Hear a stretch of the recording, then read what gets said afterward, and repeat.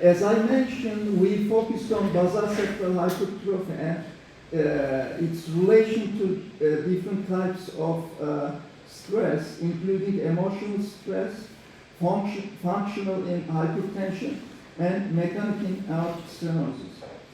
As you know, the greatest wall stress is available in the basal cavity because of the greater dimension.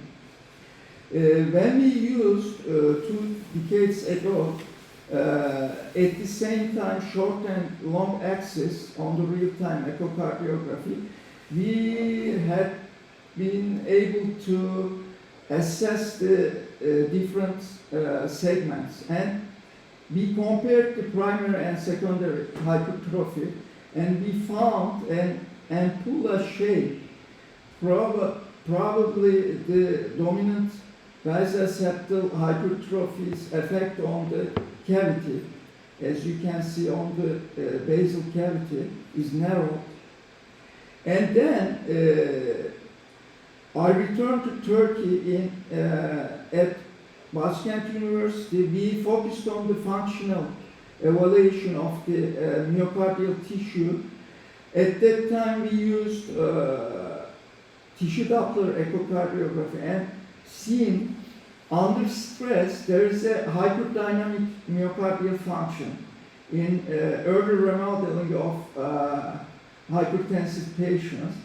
And we recognize that this shape is also available in the patient with acute stress cardiomyopathy.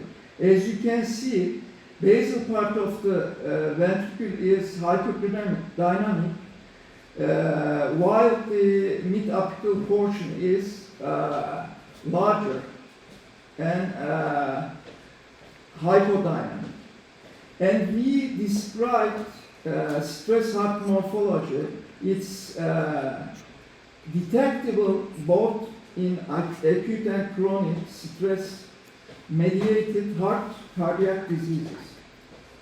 Then we plan to validate our both geometric and functional findings, and we planned an animal study at Johns Hopkins that was supported by Fulbright, American government Fulbright, and both physiological exercise and transaortic binding in mice led to basal septal hypertrophy.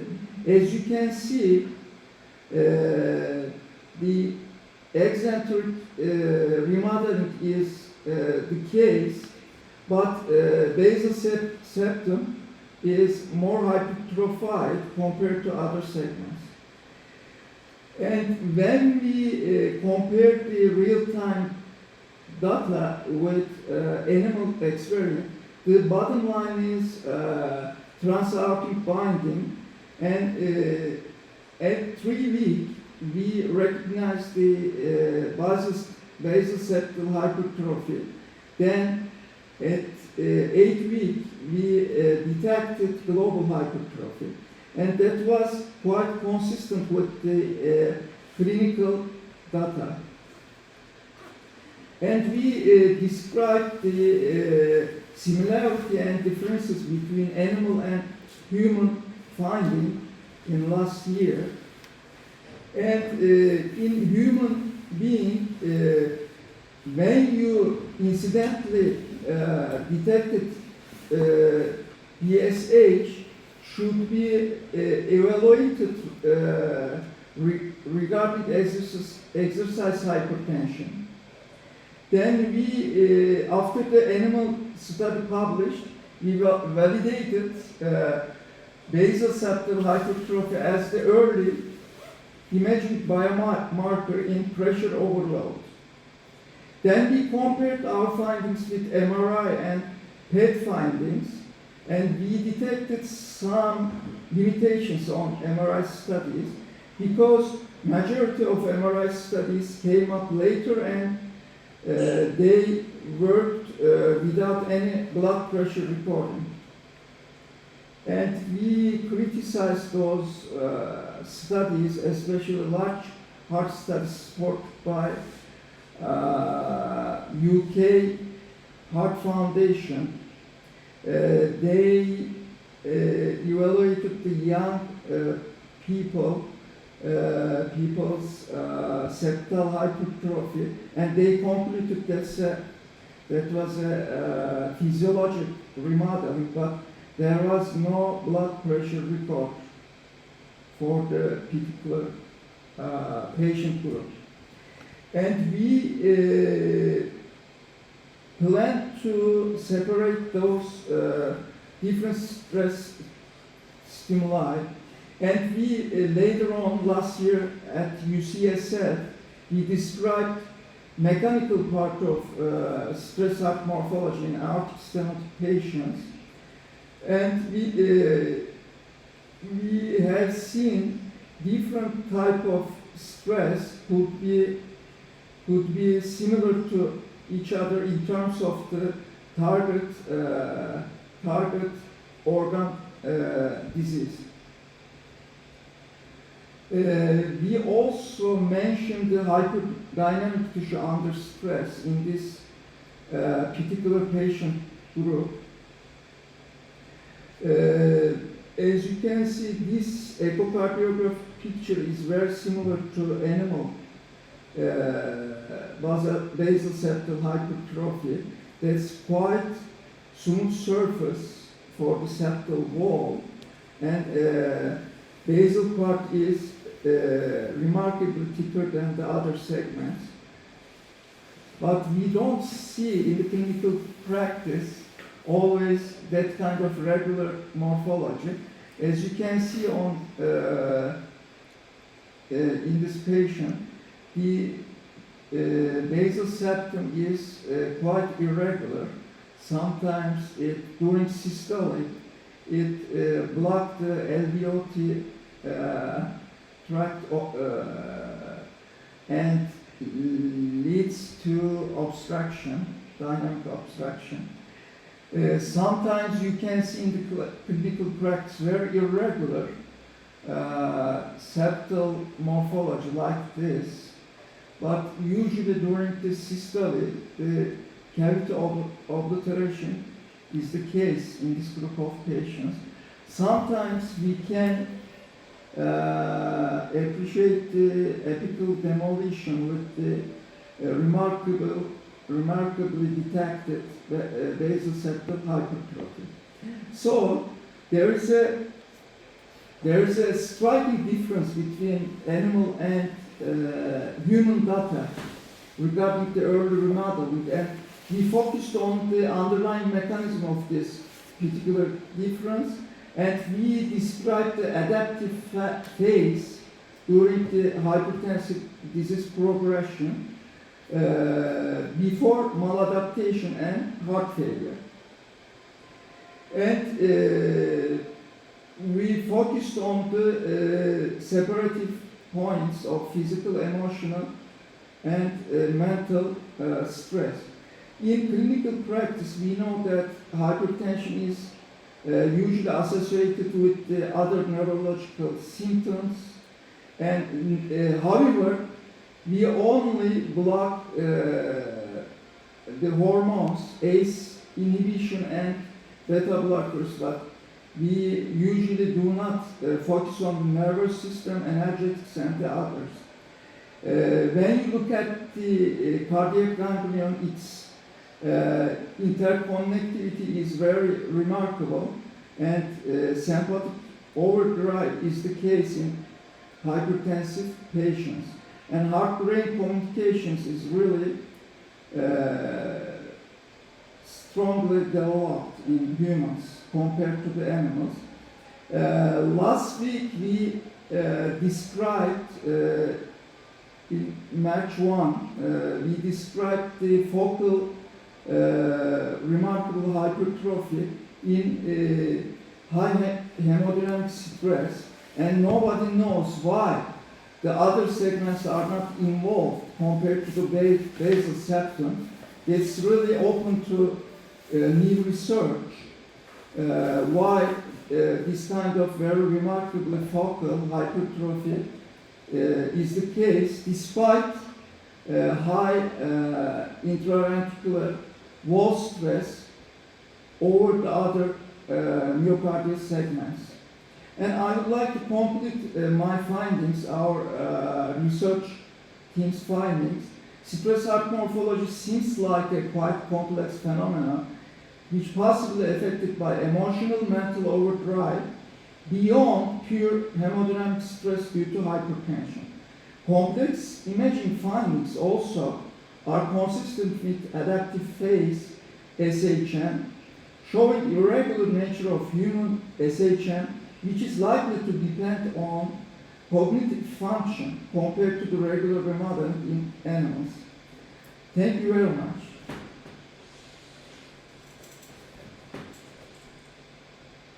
Great. Thank you very much, Dr. Yalcin. Very interesting and provocative presentation. I state this because we got a little bit of an issue here, don't we?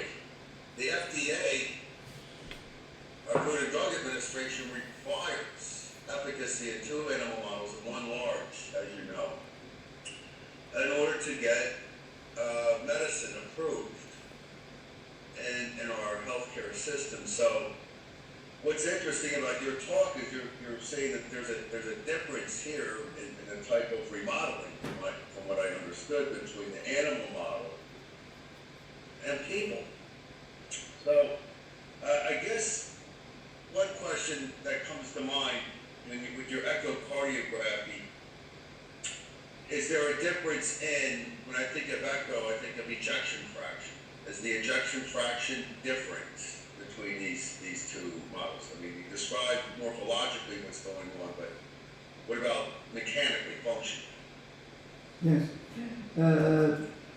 Actually, we are trying to clearly document the basal-septal hypertrophy as an early imaging biomarker as another stage, another phase before global hypertrophy.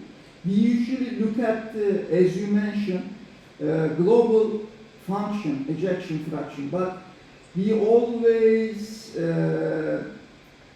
try to attract the attention to segmental differences between mid-apical and septal part, because, as you know, even in developed countries, 20% patients, hypertensive patients, could be detected later on after detection of renal disease. And our we have to focus on the early diagnosis of hypertensive heart disease. The answer is global LVH is usually preserved in terms of systolic function, ejection fraction. But during the stress induction, we usually see hyperdynamic function in early stage of disease process.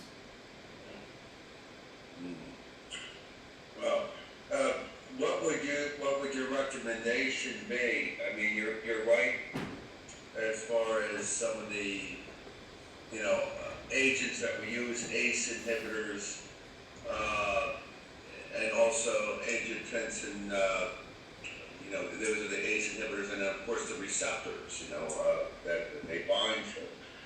Those are used for this, but what would be used inside the brain? Because you're talking about an interaction now with the central nervous system and the vascular system, from what I understood too.